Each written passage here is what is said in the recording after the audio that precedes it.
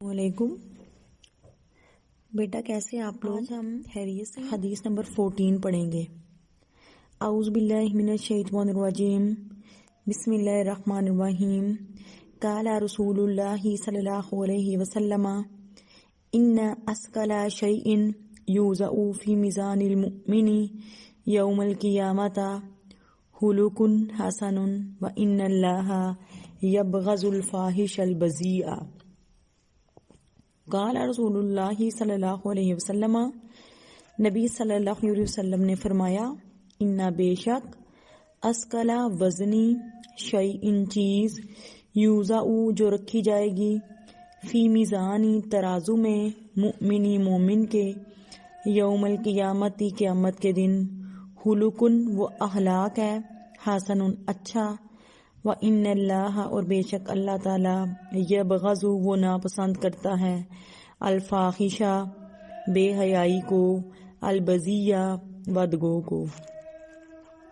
نبی صلی اللہ علیہ وسلم نے فرمایا، بے شک کوئی چیز جو قیامت کے دن مومن کے ترازو میں رکھی جائے گی حسن اخلاق سے زیادہ بھاری نہیں، بس بے شک اللہ تعالی بے حیا اور بدگو کو پسند نہیں کرتا۔ یہ حدیث جامع ترمذی میں روایت کی گئی ہے۔ اس حدیث میں بیٹا اچھے اخلاق کے بارے میں بیان کیا گیا ہے اور اس کے ساتھ ساتھ بے حیائی اور بری باتوں کی مذمت کی گئی ہے۔ خلق سے کیا مراد ہے؟ خلق سے مراد انسان کی عادات، اطوار، بول چال، دوسروں کے ساتھ اس کا رویہ ہے۔ اگر عادات اور اطوار اچھے ہوں تو اس کے اخلاق اچھے ہوں گے، اور اگر عادات و اطوار برے ہوں تو انہیں بد خلقی کہا جاتا ہے اور بد اخلاقی کہا جاتا ہے۔ نبی صلی اللہ علیہ وسلم کی بہت سی احادیث مبارکہ میں اخلاق کی اہمیت بیان کی گئی ہے، بلکہ نبی صلی اللہ علیہ وسلم نے اپنی بعثت کا مقصد اعلیٰ اخلاق کی تکمیل قرار دیا کہ آپ صلی اللہ علیہ وسلم نے فرمایا، بعثت لأتمم حسن الاخلاق، کہ مجھے حسن اخلاق کی تکمیل کے لیے بھیجا گیا ہے۔ اسی طرح ایک اور مقام پر نبی صلی اللہ علیہ وسلم نے فرمایا، انما بعثت، کہ مجھے بھیجا گیا ہے، لأتمم، کہ میں تکمیل کر سکوں، مکارم الاخلاق کی، اچھے اخلاق کی۔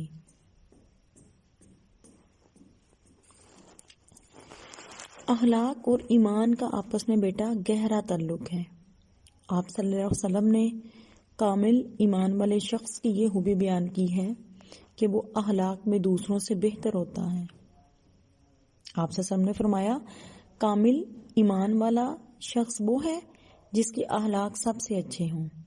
اسی طرح ایک اور مقام پر آپ صلی اللہ علیہ وسلم نے فرمایا، تم میں سب سے اچھا شخص وہ ہے جس کے اخلاق سب سے اچھے ہیں۔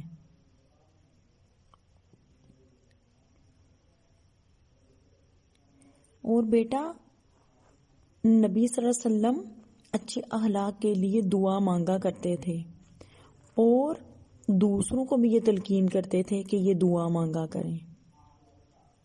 آپ صلی اللہ علیہ وسلم نے فرمایا، اللہ تعالیٰ سے یہ دعا کیا کرو کہ اے اللہ تو مجھے بہتر سے بہتر اخلاق کی طرف رہنمائی فرما، تیرے سوا بہتر سے بہتر اخلاق کی طرف کوئی رہنمائی نہیں کر سکتا، اور برے اخلاق کو مجھ سے دور کر دے، اور انہیں میرے سے اللہ کے سوا کوئی دور نہیں کر سکتا۔ اسی طرح بیٹا کامل مومن کی نشانی جو بیان کی گئی ہے وہ یہ ہے کہ اس کا اخلاق سب سے اچھا ہوتا ہے۔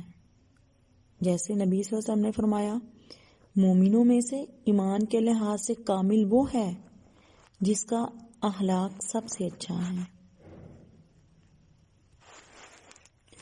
اب جن کے اخلاق اچھے ہوں گے آخرت میں ان کی عزت افزائی کی جائے گی کہ جیسے نبی صلی اللہ علیہ وسلم نے فرمایا اللہ کے بندوں میں سب سے زیادہ پیارا وہ ہے جس کے اخلاق سب سے اچھے ہیں۔ اسی طرح ایک اور مقام پر نبی صلی اللہ علیہ وسلم نے فرمایا میں اس شخص کے لیے جنت میں اونچے مقام پر ایک گھر کا ذمہ لیتا ہوں جس کے اخلاق اچھے ہوں۔ اسی طرح آپ صلی اللہ علیہ وسلم نے فرمایا حسن اخلاق سے بڑھ کر ترازو میں کوئی بھاری چیز نہیں ہے۔ اسی طرح آپ صلی اللہ علیہ وسلم نے فرمایا کہ حسن خلق والا اپنے حسن خلق سے ہمیشہ روزہ دار اور نماز کا درجہ حاصل کر لیتا ہے۔ اسی طرح نبی صلی اللہ علیہ وسلم نے اچھے اخلاق کو عطیہ خداوندی قرار دیا کہ آپ صلی اللہ علیہ وسلم نے فرمایا لوگوں کو اللہ کی طرف سے جو چیزیں عطا ہوئی ہیں ان میں سے بہتر عطیہ اچھے اخلاق ہیں۔ اسی طرح بیٹا احادیث میں ایسے بہت سے واقعات بیان کیے گئے ہیں کہ دو عورتوں میں ایک عورت بہت زیادہ عبادت گزار تھی لیکن وہ بد اخلاق تھی اور دوسروں کے ساتھ بد اخلاقی سے پیش آتی تھی، جبکہ دوسری عورت اس کی طرح کی عبادت گزار تو نہ تھی لیکن اس کے اخلاق بہت اچھے تھے۔ تو نبی صلی اللہ علیہ وسلم نے بد اخلاق عبادت گزار کو وعید سنائی اور با اخلاق عورت کو بشارت دی۔ دوسرا بیٹا اس حدیث مبارکہ میں بیان کیا گیا ہے کہ اسلام میں بے حیائی اور بد زبانی کی مذمت کی گئی ہے۔ اسلام میں بیٹا حیا کو ایمان کا ایک حصہ قرار دیا گیا ہے کہ نبی صلی اللہ علیہ وسلم نے فرمایا الحیاء من الایمان، کہ حیا ایمان میں سے ہے۔ اسی طرح نبی صلی اللہ علیہ وسلم نے فرمایا حیا اور ایمان لازم و ملزوم ہے، جب ان میں سے کسی ایک کو اٹھا لیا جائے گا تو دوسرا بھی اٹھا لیا جائے گا۔ اسی طرح نبی صلی اللہ علیہ وسلم نے فرمایا جب تم میں حیا باقی نہ رہے تو جو تمہارے دل میں آئے، جو تمہارے جی میں آئے تم وہ کرتے رہو۔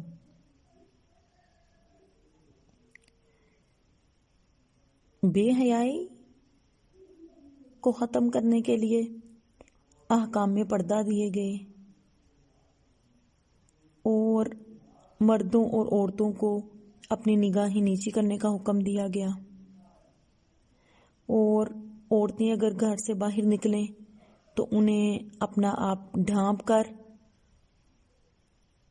پھر باہر نکلنے کا حکم دیا گیا، اور اپنے آپ کو چھپانے کا حکم دیا گیا، اپنے زیب و زینت کو ظاہر نہ کرنے کا حکم دیا گیا۔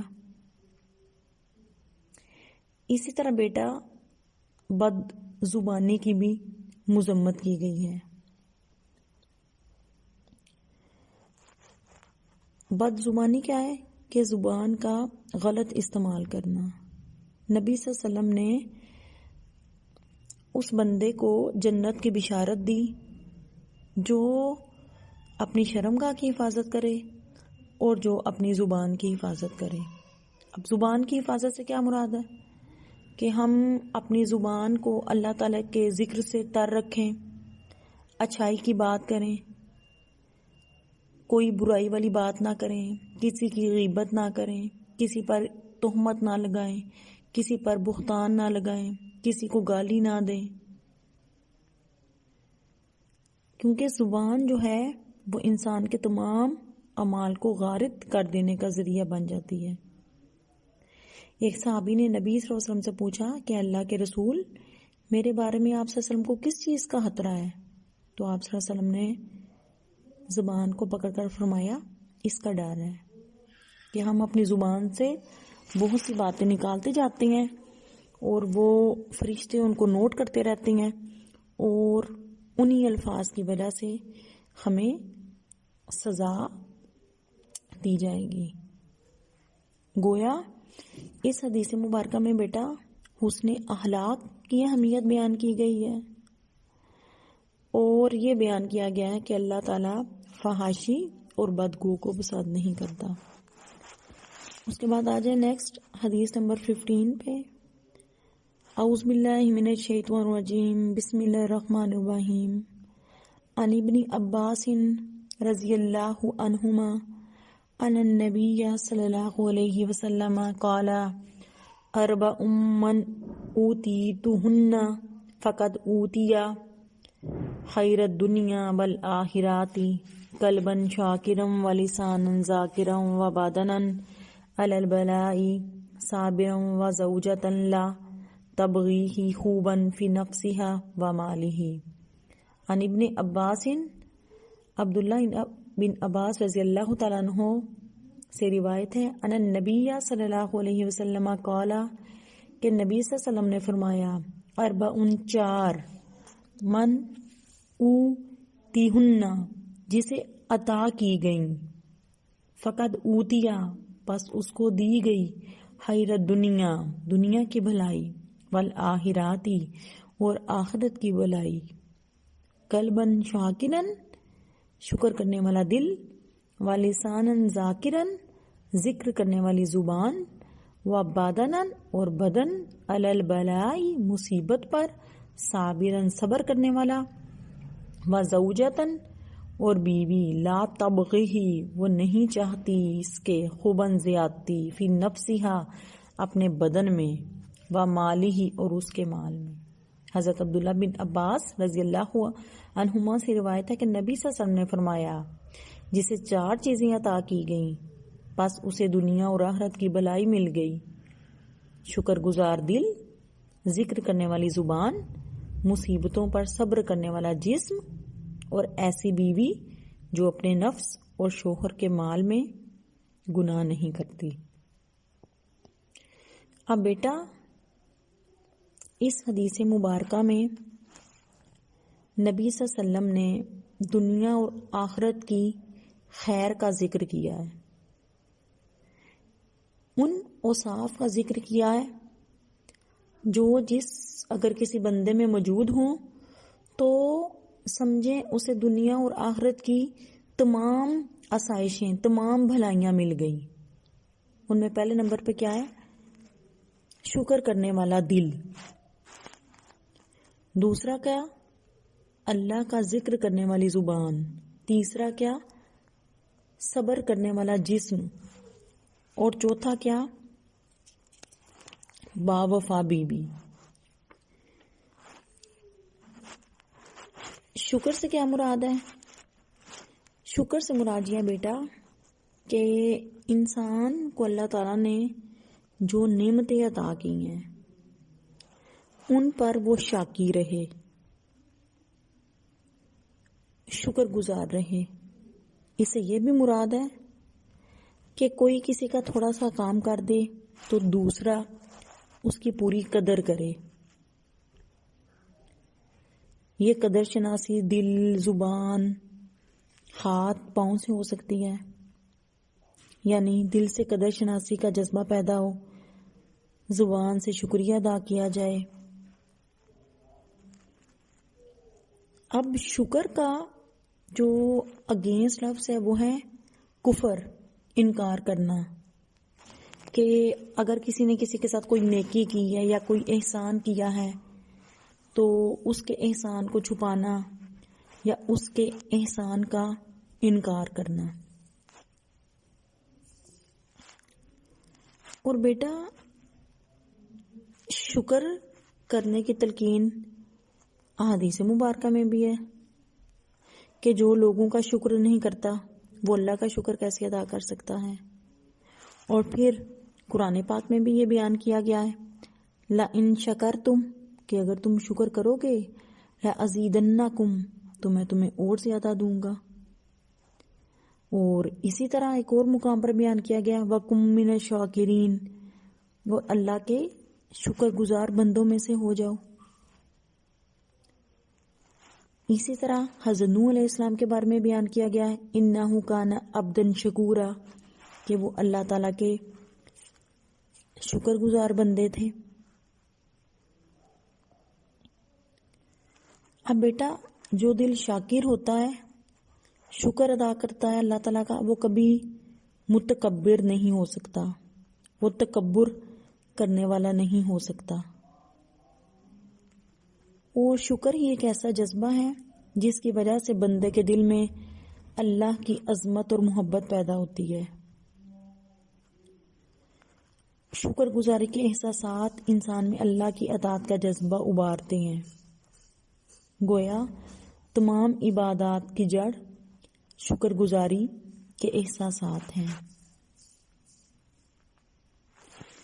اور نبی صلی اللہ علیہ وسلم میں شکر کی صفت بہت زیادہ پائی جاتی تھی۔ حضرت عائشہ رضی اللہ تعالیٰ عنہا بیان کرتی ہیں کہ نبی صلی اللہ علیہ وسلم اللہ تعالیٰ کی بہت زیادہ عبادت کیا کرتے تھے، ساری ساری رات قیام کرتے تھے، اور مسلسل نوافل کی ادائیگی کی وجہ سے ان کے پاؤں سوج جاتے تھے۔ تو میں انہیں آرام کرنے کا کبھی کہتی تھی تو وہ کہتے تھے کہ کیا میں اللہ کا شکر گزار بندہ نہ بنوں۔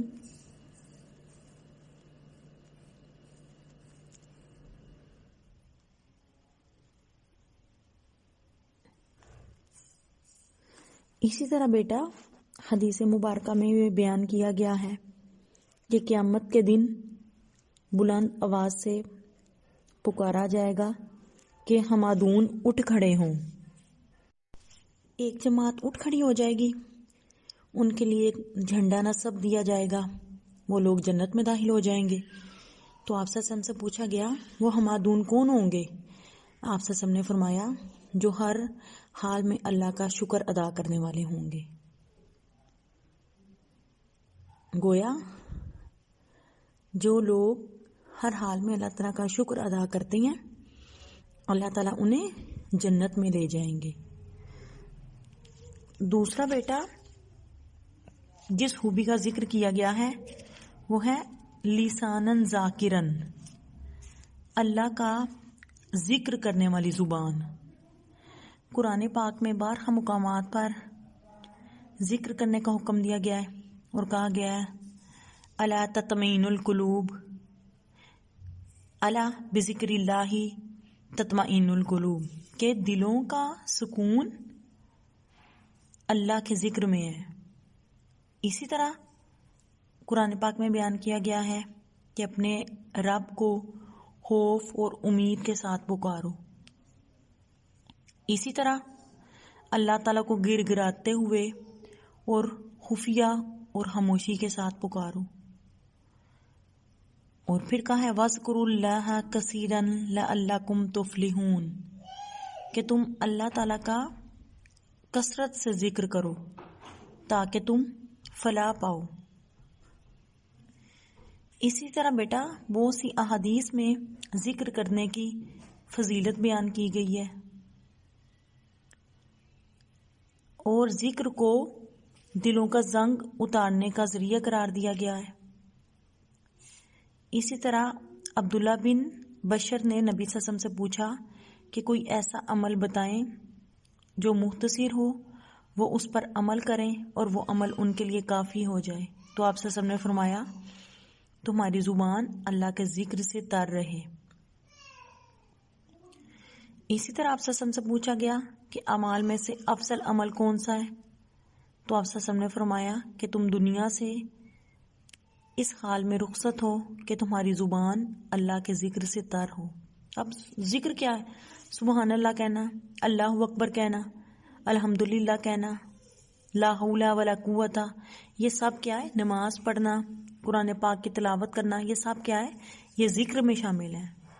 اسی طرح نبی صلی اللہ علیہ وسلم نے فرمایا اللہ کے ذکر کے بغیر زیادہ گفتگو نہ کرو، کیونکہ اللہ کے ذکر کے بغیر کلام دل کی سختی کا باعث بنتا ہے۔ اس کے بعد بیٹا تیسری جو صفت بیان کی گئی ہے وہ ہے صبر کرنے والا بدن۔ اور قرآن پاک میں مومنین کی یہ صفت بیان کی گئی ہے کہ وہ مالی، جسمانی اور جنگی آزمائشوں میں ثابت قدم رہنے والے ہوتے ہیں۔ اسی طرح قرآن پاک میں حضرت ایوب علیہ السلام کا بالخصوص ذکر ہے کہ اللہ تعالیٰ نے انہیں ہر طرح کی نعمتوں سے نوازا تھا، پھر ان کے صبر کی آزمائش کے لیے تمام نعمتیں ان سے چھین لی گئیں اور وہ مختلف مصائب میں مبتلا کر دیے گئے، پھر بھی ان کی زبان سے کوئی شکوہ کوئی شکایت نہ نکلی، بلکہ انہوں نے یہ دعا کی ربی انی مسنی الضر وانت ارحم الراحمین، کہ اللہ تعالیٰ مجھے جسمانی تکلیف نے گھیر لیا ہے اور تم رحم کرنے والوں میں سے سب سے زیادہ رحم کرنے والا ہے۔ اب سورہ بقرہ میں بھی مختلف انبیاء کی تکالیف اور جسمانی مصائب کا ذکر کیا گیا اور پھر بتایا گیا کہ انہوں نے اپنا معاملہ اللہ کے سامنے رکھا اور اللہ نے پھر ان کی مدد کی اور انہیں ان آزمائشوں سے نکالا۔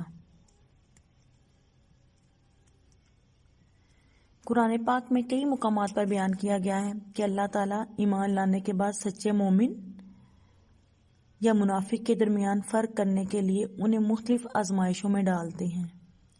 سچے مومن ایمان پر ڈٹے رہتے ہیں، جبکہ کمزور لوگ جو منافق ہوتے ہیں وہ اپنی ایڑیوں کے بل واپس لوٹ جاتے ہیں۔ اور بیٹا ہمیں جو بھی تکلیف پہنچتی ہے اس کے بدلے میں اللہ تعالیٰ ہمارے گناہوں کو ختم کر دیتے ہیں۔ جیسے نبی صلی اللہ علیہ وسلم نے فرمایا کہ مومن کو اگر ایک کانٹا بھی چبھتا ہے تو یہ اس کے گناہوں کا کفارہ اور معافی کا ذریعہ ہوتا ہے۔ اسی طرح صبر کو نبی صلی اللہ علیہ وسلم نے نصف ایمان قرار دیا ہے، الصبر نصف الایمان۔ اسی طرح نبی صلی اللہ علیہ وسلم نے صبر کو جنت کے خزانوں میں سے ایک خزانہ کہا ہے۔ نبی صلی اللہ علیہ وسلم نے صبر کو روشنی کہا ہے، ضیاء قرار دیا ہے۔ چوتھا بیٹا جس صفت کا ذکر کیا گیا ہے وہ باوفا بیوی، نیک سیرت بیوی۔ اور قرآن پاک میں بھی نیک مومن عورتوں کا ذکر کیا گیا ہے کہ وہ صالح ہوتی ہیں اور فرما بردار ہوتی ہیں، اپنے خاوند کی عدم موجودگی میں اپنی عفت کی حفاظت کرنے والی ہوتی ہیں۔ کہ نبی صلی اللہ علیہ وسلم نے بہترین بیوی کی صفات یہ بیان کی کہ تم اسے دیکھ کر خوش ہو، اگر تم اسے کوئی حکم دو تو وہ عمل کرے، اور اگر تم گھر پر نہ ہو تو تمہارے پیچھے تمہارے مال کی اور اپنی عفت کی حفاظت کرے۔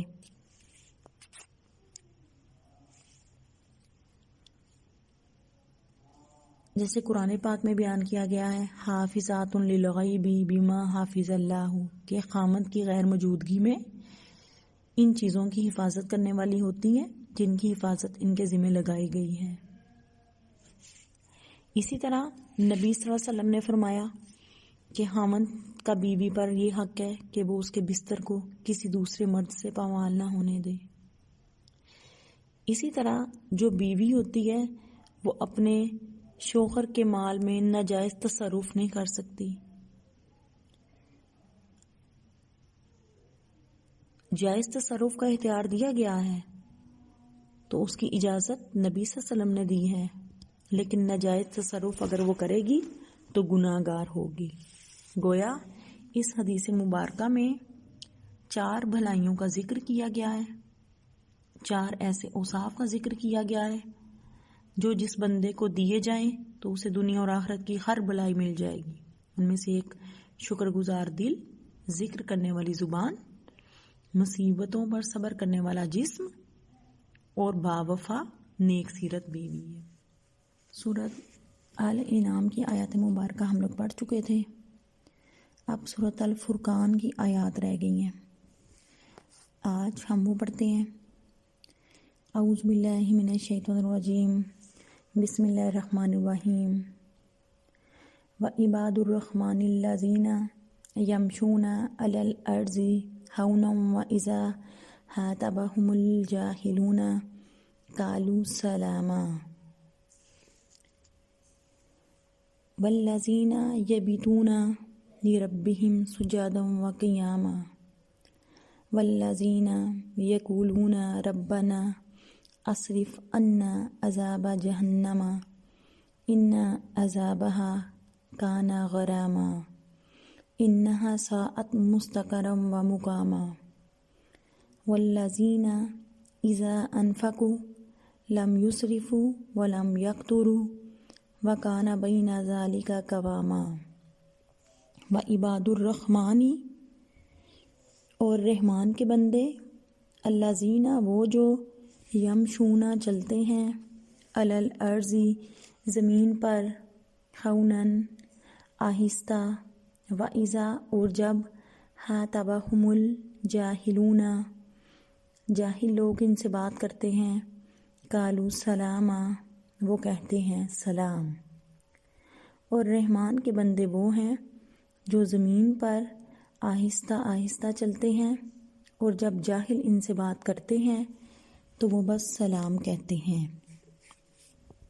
اب بیٹا ان آیات مبارکہ میں جو اللہ تعالیٰ کے بندے ہیں ان کی مختلف صفات بیان کی گئی ہیں اور آداب معاشرت کا ذکر ہے۔ سب سے پہلے کیا ذکر کیا گیا ہے کہ اللہ تعالیٰ کے بندے زمین پر آہستہ آہستہ چلتے ہیں۔ آہستہ آہستہ چلنے سے کیا مراد ہے کہ عاجزی کے ساتھ چلتے ہیں۔ اب اس آیت مبارکہ میں بھی آداب زندگی سکھاتے ہوئے ہمیں چلنے پھرنے کا انداز بتایا گیا ہے کہ ہمیں اللہ تعالیٰ کی زمین پر آہستہ آہستہ چلنا چاہیے اور تکبر کے ساتھ نہیں چلنا چاہیے۔ زمین پر چلتے ہوئے سکون اور وقار کے ساتھ عاجزی سے چلا جائے، جیسا کہ قرآن پاک میں بیان کیا گیا ہے وَلَا تَمْشِ فِي الْأَرْضِ مَرَحًا کہ زمین میں اکر کر نہ چلو، کیونکہ اکر کر چل کے نہ تم زمین کو پھاڑ سکتے ہو اور نہ اونچا ہو کر تم پہاڑوں کی بلندی کو پہنچ سکتے ہو۔ اسی طرح حضرت لقمان نے بھی اپنے بیٹے کو تلقین کی تھی۔ اس آیت مبارکہ کے حصے میں بھی یہی بتایا گیا ہے کہ انسان کو اللہ تعالیٰ کی زمین پر سکون اور وقار کے ساتھ چلنا چاہیے۔ اب بیٹا اس سکون اور وقار سے مراد یہ نہیں ہے کہ ہم اس طرح چلیں جیسے بوڑھے لوگ چلتے ہیں یا مریض لوگ چلتے ہیں، بلکہ مراد یہ ہے کہ ہم تکبر کے ساتھ نہ چلیں اور بھاگتے بھاگتے بھی نہ چلیں۔ اب آہستہ آہستہ سے مراد اس طرح چلنا نہیں ہے جیسا کہ ضعیف لوگ یا مریض چلتے ہیں۔ حدیث مبارکہ میں بھی بیان کیا گیا ہے کہ جب تم نماز کے لیے آؤ تو بھاگ دوڑتے ہوئے نہ آؤ بلکہ باوقار طریقے سے چل کر آؤ، اور جماعت میں سے جتنی نماز مل جائے اسے پڑھ لو اور باقی نماز بعد میں پوری کر لو۔ اسی طرح نبی صلی اللہ علیہ وسلم کا اسوہ حسنہ بھی یہی تھا کہ آپ صلی اللہ علیہ وسلم کی چال ایسی تھی کہ گویا آپ کسی اونچائی سے اتر رہے ہوں۔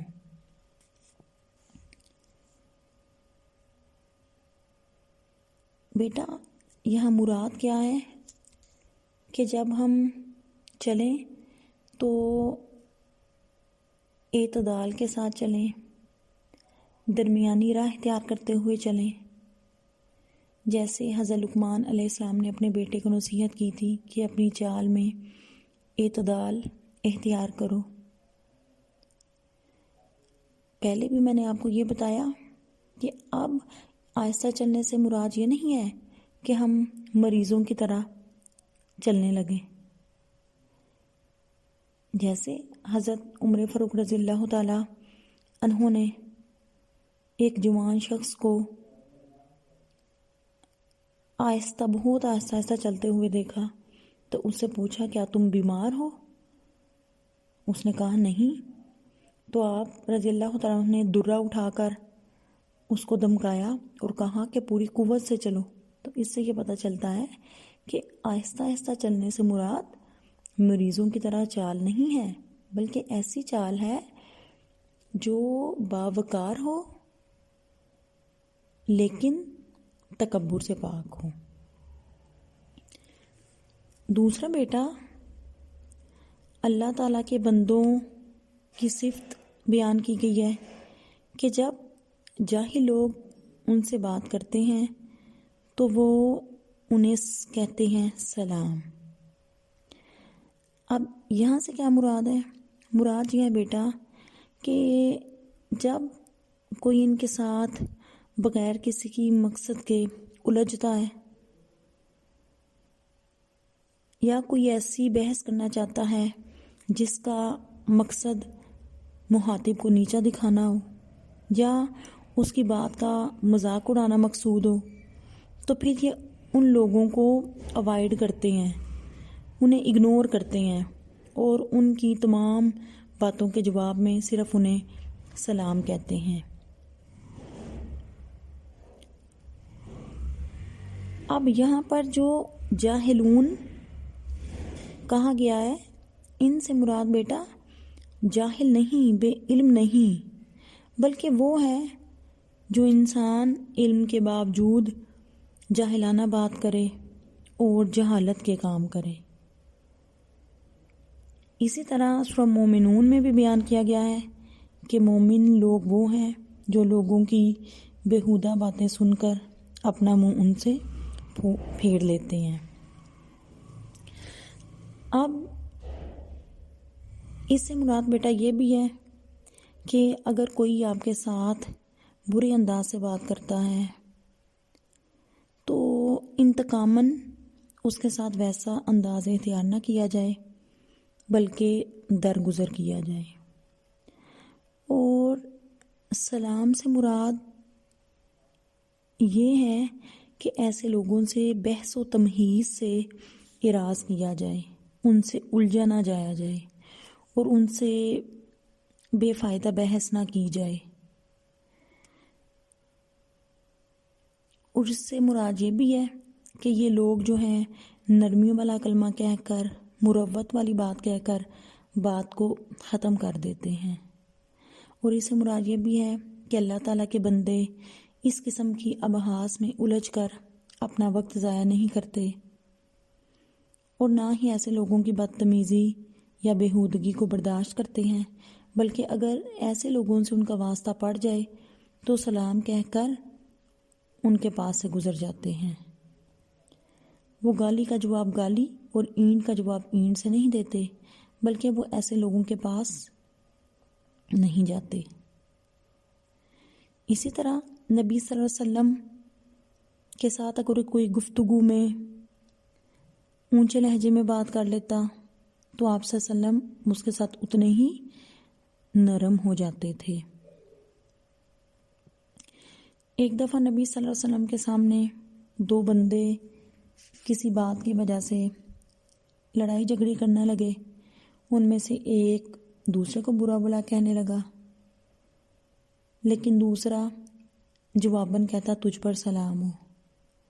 آپ صلی اللہ علیہ وسلم نے فرمایا تم دونوں کے اطراف میں فرشتہ موجود تھا، وہ تیری طرف سے گالیاں دینے والے کو جواب دے رہا تھا۔ وہ جو گالی تجھے دیتا تھا تو فرشتہ اسے کہتا کہ وہ نہیں بلکہ تو خود اس کا حقدار ہے، اور جب اس کی گالی کے بدلے تو اسے دعا دیتا تھا تو فرشتہ کہتا تھا کہ اس پر نہیں بلکہ سلامتی کا حقدار تو ہی ہے۔ اب اس میں کیا بتایا گیا بیٹا کہ جو اللہ تعالیٰ کے پسندیدہ بندے ہیں، جب کوئی ان سے فضول باتوں میں الجھتا ہے تو وہ ان کے ساتھ ان کے لیول پر آ کر بات نہیں کرتے، بلکہ وہ ان کے ساتھ نرم سلوک روا رکھتے ہیں، ان کی باتوں کو اگنور کرتے ہیں۔ گویا اس آیت مبارکہ میں ہمیں دو باتوں کی نصیحت کی گئی ہے۔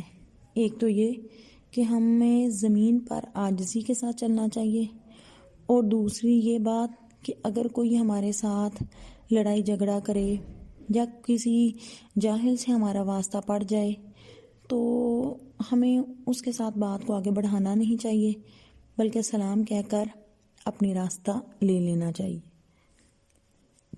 اس کے بعد بیٹا نیکسٹ آیت مبارکہ میں ہے والذین، اور وہ لوگ جو یبیتون راتیں گزارتے ہیں لربہم اپنے رب کے لیے سجادا و قیاما سجدہ کرتے ہوئے اور قیام کرتے ہوئے، اور وہ جو اپنے رب کے لیے سجدہ اور قیام کرتے ہوئے راتیں گزارتے ہیں۔ اب بیٹا اس آیت مبارکہ میں یہ بیان کیا گیا ہے کہ اللہ تعالیٰ کے پسندیدہ بندے راتوں کو عبادات میں مصروف رہتے ہیں۔ اب قرآن پاک میں بارہا مقامات پر مومنین کی اس صفت کا ذکر کیا گیا ہے، جیسا کہ سورۃ آل عمران میں بیان کیا گیا ہے والذین یذکرون اللہ قیاما وقعودا وعلی جنوبہم، کہ جو کھڑے بیٹھے اور کروٹوں کے بل اللہ کا ذکر کرتے ہیں۔ اسی طرح بیٹا سورۃ سجدہ کی آیت مبارکہ میں بھی بیان کیا گیا ہے تتجافی جنوبہم عن المضاجع یدعون ربہم خوفا وطمعا۔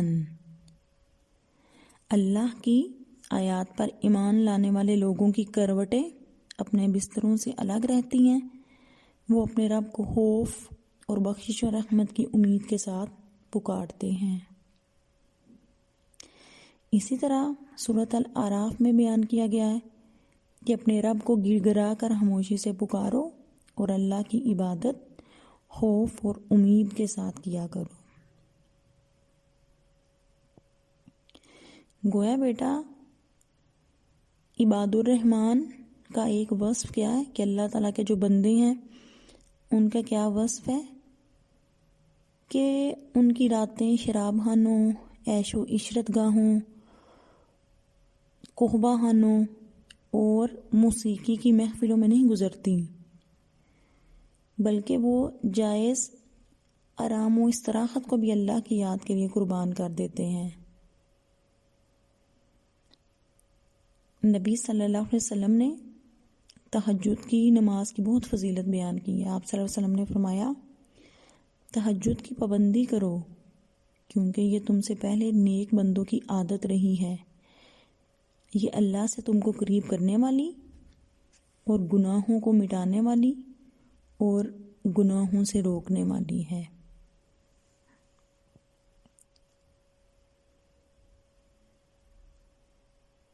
گویا بیٹا جو اللہ تعالیٰ کے پسندیدہ بندے ہیں وہ کیا کرتے ہیں؟ راتوں کو عبادت میں مصروف رہتے ہیں، گویا کہ وہ تہجد کی نماز بھی ادا کرتے ہیں۔ تہجد کی نماز کی بھی بہت فضیلت بیان کی گئی ہے اور رات کی عبادت کی فضیلت بھی بہت زیادہ ہے۔ اس کے کچھ اسباب ہیں، ان میں سے ایک یہ ہے کہ جو کوئی رات کے وقت اللہ تعالیٰ کی عبادت کرتا ہے تو اس میں کسی قسم کی ریا اور دکھلاوے کا کوئی شائبہ نہیں ہوتا، خاموشی کی وجہ سے انسان زیادہ توجہ اور خشوع و خضوع سے عبادت کرتا ہے۔ رات کی عبادت میں مشقت کا پہلو بھی ہے اور جتنی زیادہ مشقت ہوگی یقیناً اس کا اجر بھی زیادہ ہوگا، اور ہر وقت عبادت میں مشغول رہنا فرشتوں کی صفت ہے، اور انسان اگر دن کے ساتھ ساتھ رات میں بھی اللہ تعالیٰ کی عبادت میں مشغول رہے گا تو فرشتوں سے اس میں مشابہت پیدا ہو جائے گی، اور رات کی عبادت میں انسان اپنی نیند کو قربان کرتا ہے، جس کی وجہ سے رات کی عبادت گناہوں سے بچنے کا ذریعہ بنتی ہے اور انسان اللہ تعالیٰ کے بہت زیادہ قریب ہو جاتا ہے۔ نیکسٹ آیت مبارکہ اعوذ باللہ من الشیطان الرجیم، بسم اللہ الرحمن الرحیم۔ والذین یقولون، اور وہ جو دعا مانگتے ہیں، ربنا صرف، اے اللہ ہم سے دور کر دے، عذاب جہنم، جہنم کے عذاب کو، ان عذابہا، کہ بے شک اس کا عذاب، کانا غراما، بڑا تکلیف دہ ہے۔ اور وہ لوگ جو دعا مانگتے ہیں کہ اللہ دوزخ کے عذاب کو ہم سے دور فرما، کہ اس کا عذاب بڑی تکلیف کی چیز ہے۔ اب بیٹا اس آیت مبارکہ میں اللہ تعالیٰ کے پسندیدہ بندوں کی یہ صفت بیان ہوئی ہے کہ وہ جہنم سے پناہ مانگتے ہیں، جہنم کے عذاب سے اللہ کی پناہ مانگتے ہیں، حالانکہ وہ نیک کام بھی کرتے ہیں، جیسے سے پہلے ان کی صفات بتائی گئی ہیں کہ وہ زمین پر عاجزی کے ساتھ چلتے ہیں، جب جاہل لوگوں سے ان کا واسطہ پڑتا ہے تو وہ سلام کہتے ہیں، اسی طرح وہ اللہ تعالیٰ کی عبادت میں مصروف رہتے ہیں، اور ان سب کے باوجود، ان سب نیک اعمال کے باوجود وہ اللہ تعالیٰ سے یہ دعا مانگتے ہیں کہ اللہ تعالیٰ تو ہمیں جہنم کے عذاب سے بچا۔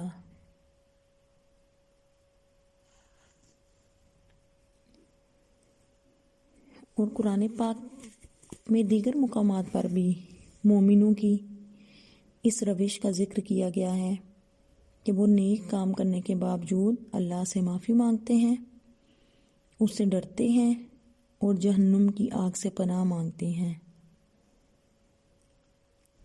اب بیٹا اس سے پہلی والی آیت مبارکہ میں کیا بتایا گیا ہے کہ وہ اللہ تعالیٰ کی عبادت کرتے ہیں راتوں کو اٹھ کر، اور پھر ساتھ ہی اس چیز کا ذکر کیا گیا ہے کہ وہ اللہ کے عذاب سے ڈرتے ہیں۔ تو اس میں اس بات کی طرف اشارہ ہے کہ عبادت و اطاعت کے باوجود انسان کو اللہ کے مواخذے سے بے خوف نہیں ہو جانا چاہیے، اور نہ ہی عبادت کے غرور و گمنڈ میں مبتلا ہونا چاہیے۔ حضرت عائشہ صدیقہ رضی اللہ تعالیٰ عنہا کے پوچھنے پر نبی صلی اللہ علیہ وسلم نے فرمایا کہ اللہ کے بندے روزے رکھتے ہیں، نمازیں پڑھتے ہیں اور باقی نیک کام کرتے ہیں، اور اس کے باوجود بھی ڈرتے ہیں کہ کہیں یہ اعمال نامنظور نہ ہو جائیں۔ اسی طرح سورۃ المومنون میں بیان کیا گیا ہے کہ وہ لوگ جنہوں نے جو کچھ اللہ کی راہ میں دینا ہے وہ جو کچھ دیتے ہیں، لیکن ان کے دل ڈرتے ہیں کہ وہ اپنے رب کی طرف لوٹنے والے ہیں۔ انہیں صرف اسی بات کا ڈر نہیں کہ انہیں اللہ کے حضور پیش ہونا ہے، بلکہ اس بات کا خوف رہتا ہے کہ ہماری عبادات قبول بھی ہوتی ہیں یا نہیں۔ گویا تمام نیک اعمال کے باوجود وہ اللہ تعالیٰ سے یہ دعا مانگتے ہیں کہ اللہ تعالیٰ انہیں جہنم کے عذاب سے بچا۔ اللہ تعالیٰ کا خوف ان کے دلوں میں موجود ہوتا ہے، کہ جیسے حضرت ابو ہریرہ رضی اللہ تعالیٰ عنہ نے بیان کیا کہ نبی صلی اللہ علیہ وسلم نے فرمایا کہ قیامت کے دن اللہ تعالیٰ اپنے عرش کے سایہ میں 7 قسم کے آدمیوں کو جگہ دیں گے، جبکہ عرش کے سوا کوئی سایہ نہیں ہوگا، اور ان میں سے ایک وہ ہوگا جس نے تنہائی میں اللہ کو یاد کیا اور اس کے خوف سے ان کی آنکھوں سے آنسو جاری ہو گئے۔ اور یہ جو قرآن پاک میں یہ لفظ اس آیت مبارکہ میں بیان کیا گیا ہے، غرامہ، غرامہ بیٹا ایسے عذاب کو کہتے ہیں جو آنے کے بعد جانے کا نام ہی نہ لے، کہ ایسا عذاب ہوگا جو کبھی ختم نہیں ہوگا۔ اس کے بعد بتایا گیا ہے انہا ساعت مستقرا و مقاما، کہ دوزخ ٹھہرنے اور رہنے کی بہت بری جگہ ہے۔ اب بیٹا دوزخ کے بارے میں یہاں پر بیان کیا گیا ہے کہ جو جہنم ہے، جائے قرار کہتے ہیں عارضی طور پر رکنے کی جگہ کو، اور جائے قیام کہتے ہیں کہ مستقل قیام کی جگہ کو. دونوں پہلوؤں سے ایک بری جگہ ہے. حضرت عبید بن عمر رضی اللہ تعالیٰ عنہ فرماتے ہیں کہ جہنم میں گڑھے ہیں کنووں جیسے، یعنی جو عام گڑھے ہوتے ہیں یہ تھوڑے سے ڈیپ ہوتے ہیں، کنواں بہت ڈیپ ہوتا ہے. ان میں سانپ ہیں جیسے بختی اونٹ، جیسے اونچے اونچے اونٹ، اور بچھو ہیں جیسے خچر. جب کسی جہنمی کو جہنم میں ڈالا جاتا ہے تو وہاں سے وہ نکل آتے ہیں اور جہنمی کو لپٹ جاتے ہیں. ان کے سروں کی کھال جلس کر گر پڑتی ہے، پھر وہ سانپ چلے جاتے ہیں. اور نبی صلی اللہ علیہ وسلم نے فرمایا جہنمی 1000 سال تک جہنم میں رہے گا، چلاتا رہے گا. اسے اللہ کے حضور پیش کیا جائے گا. اللہ اس سے پوچھے گا کہ تو کیسی جگہ میں ہے؟ یہ کہے گا کہ اے میرے خدا، یہ ٹھہرنے کی بھی بری جگہ ہے اور سونے بیٹھنے کی بھی بری جگہ ہے. اللہ معاف کرے. گویا بیٹا جو آیات مبارکہ میں نے ابھی پڑھائی ہیں آپ کو، وہ آداب معاشرت سے متعلق ہیں. ان میں مومنوں کی صفات بیان کی گئی ہیں. سب سے پہلی یہ صفت ہے کہ رحمان کے بندے زمین پر عاجزی سے چلتے ہیں، اور جب کوئی جاہل ان سے مخاطب ہوتا ہے تو وہ اس کو سلام کہہ کر گزر جاتے ہیں. دوسری آیت مبارکہ میں بتایا گیا ہے کہ جو اللہ تعالیٰ کے نیک بندے ہیں وہ راتوں کو عبادت میں مصروف رہتے ہیں. پھر نیکسٹ آیت مبارکہ میں بتایا گیا ہے کہ وہ اللہ تعالیٰ سے دعا گو رہتے ہیں کہ اللہ تعالیٰ جہنم کے عذاب کو ہم سے دور کر دے، اور یہ عذاب جو ہے لازم ہو جانے والا ہے. اور پھر بتایا گیا ہے کہ یہ جہنم جو ہے وہ ٹھہرنے کی بہت بری جگہ ہے اور بہت برا مقام ہے. اس کے بعد نیکسٹ آیت میں بیٹا ہے والذین، اور وہ لوگ جو اذا انفقوا، جب خرچ کرتے ہیں، لم یسرفوا، نہ وہ فضول خرچی کرتے ہیں، ولم یقتروا، اور وہ نہ تنگی کرتے ہیں، وکان بین ذالک قواما، اور ان کا یہ سب کچھ درمیانی راہ میں ہوتا ہے. اور وہ لوگ جب خرچ کرتے ہیں نہ تو فضول خرچی کرتے ہیں اور نہ تنگی کرتے ہیں، اس کے درمیان اعتدال کی راہ پر کرتے ہیں. اب بیٹا اس آیت مبارکہ میں مومنین کی ایک اور صفت کا ذکر کیا گیا ہے. ان کے اندازے خرچ کے بارے میں بیان کیا گیا ہے کہ ان کا اندازے خرچ اس طرح ہے کہ نہ تو وہ فضول خرچی کرتے ہیں اور نہ وہ بخل سے کام لیتے ہیں، بلکہ وہ اعتدال پسند رویے کا مظاہرہ کرتے ہیں. خرچ کے معاملے میں درمیانی راہ اختیار کرتے ہیں، جیسا کہ سورہ بنی اسرائیل میں بیان کیا گیا ہے وَلَا تَجْعَلْ يَدَكَ مَغْلُولَةً إِلَىٰ عُنُقِكَ وَلَا تَبْسُطْهَا، کہ اپنا ہاتھ اپنی گردن کے ساتھ باندھ کر نہ رکھو، یعنی کنجوسی نہ کرو، اور نہ ہی اسے بالکل کھول دو، یعنی فضول خرچ نہ بن جاؤ. اب یسرفو سے مراد ہے بیٹا فضول خرچی کرنا، اور یکترو سے مراد ہے بخل کرنا.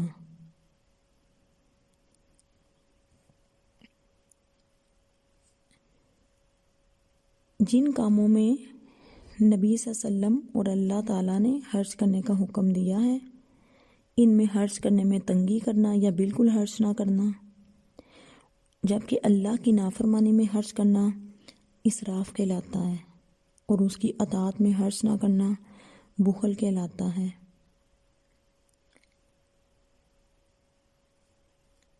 اور مومن جو اللہ تعالیٰ کے بندے ہیں ان کے انداز خرچ کے بیان میں بیان کیا گیا ہے کہ وہ درمیانی راہ اختیار کرتے ہیں. چونکہ اسلام اعتدال کا دین ہے اور وہ ہر معاملے میں اعتدال سے کام لینے کا حکم دیتا ہے. جیسے نبی صلی اللہ علیہ وسلم نے فرمایا ما آلا من اقتصدا، کہ جس نے میانہ روی اختیار کی وہ کبھی محتاج نہیں ہوگا. اسی طرح آپ صلی اللہ علیہ وسلم نے فرمایا میانہ روی اختیار کرنا انسان کی سمجھداری کی علامت ہے. اسی طرح آپ صلی اللہ علیہ وسلم نے فرمایا انسان کی دانش مندی کی علامت یہ ہے کہ خرچ کرنے میں میانہ روی اختیار کرے. ایک اور مقام پر آپ صلی اللہ علیہ وسلم نے فرمایا امیری میں، فقیری میں، عبادت میں میانہ روی بڑی ہی بہتر اور احسن چیز ہے. گویا اس آیت مبارکہ میں اللہ کے پسندیدہ بندوں کی ایک اور صفت بیان کی گئی ہے، وہ یہ ہے کہ وہ خرچ میں اعتدال سے کام لیتے ہیں.